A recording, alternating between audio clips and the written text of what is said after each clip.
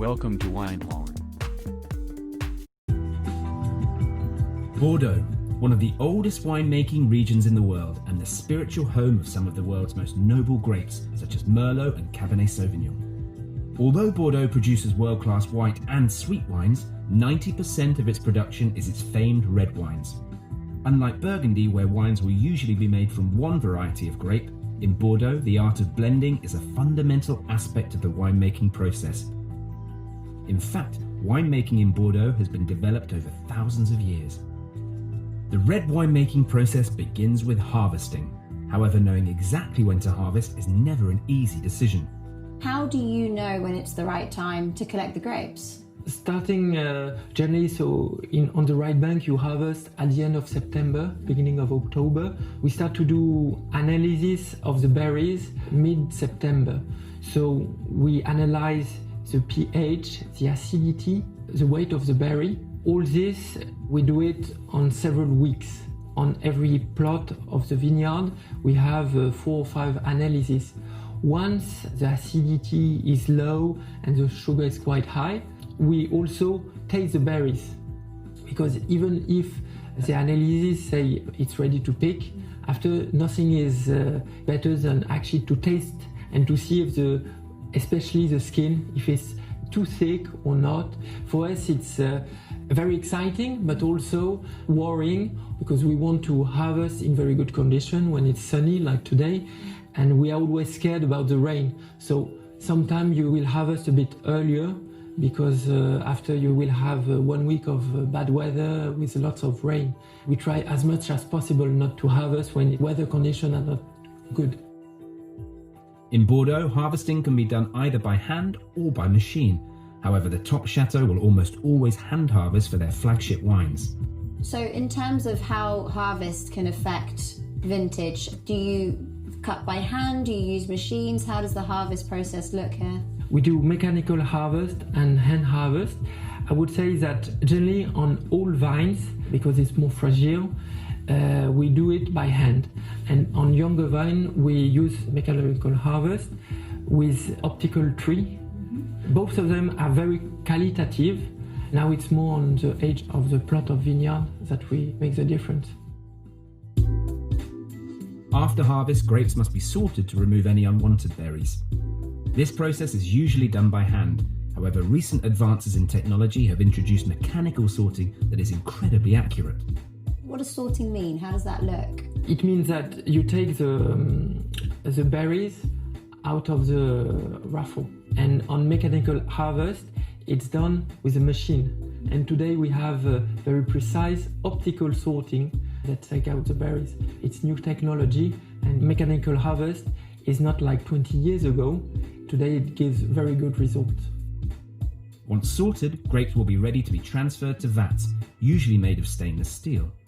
In Bordeaux, grapes will either be crushed to release their juice or placed in the vat as whole berries, but will always be destemmed first. So the grapes are harvested, they're sorted, and then what happens? Once they are sorted, they go in the vats. Either the berries are crushed before it goes into the vats, or you put the berries and they are full. We do both here, both techniques.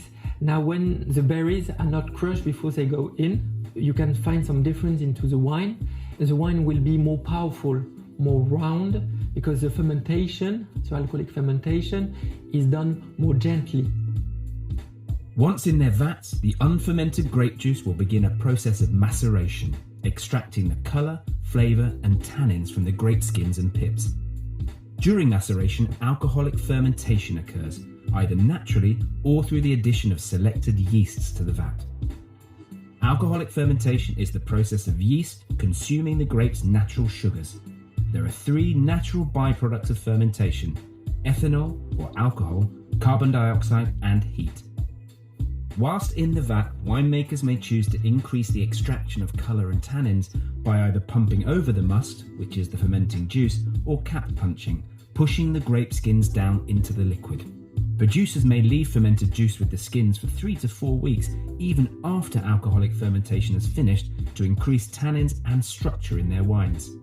So if someone asked you about tannins, for example, where do they come from? The tannins come from the peps And the skin. And the skin. Yeah. Okay. After alcoholic fermentation, the existing juice is removed from the skins and the skins go through a pressing process to release any additional juice. After pressing, the wine is transferred to a new vessel, which may be stainless steel tanks. However, for fine wines, it will most commonly be transferred to new French oak barrels known as barriques. Whilst the process of malolactic fermentation may have already occurred, it will normally take place once in the new vessel. During malolactic fermentation, microorganisms naturally found in grape juice transform tart malic acid, found in green apples, into soft lactic acid, which is found in milk. This process softens the wine and helps to give it a smoother texture. The wine is then left to mature for 18 to 24 months, during what is known as élevage. While maturing, the wine will go through a racking process roughly every 3 months, where it is transferred to different barrels to remove any remaining sediment in the wine and also provide controlled oxygenation. This step is critical to the development of flavours and aromas in a red wine. In Bordeaux, producers commonly use 225-litre French oak barrels for maturation. Tiny pores in the wood allow for micro-oxygenation, softening the wine and creating a smoother final product. In Bordeaux, the art of blending is critical to the success of winemaking. Producers may choose to blend different grape varieties, parcels, and styles of vinification before élevage, whilst others may do it at the end of élevage. Known as bench blending, producers will identify different attributes of each barrel of wine to decide on what their final blend will be.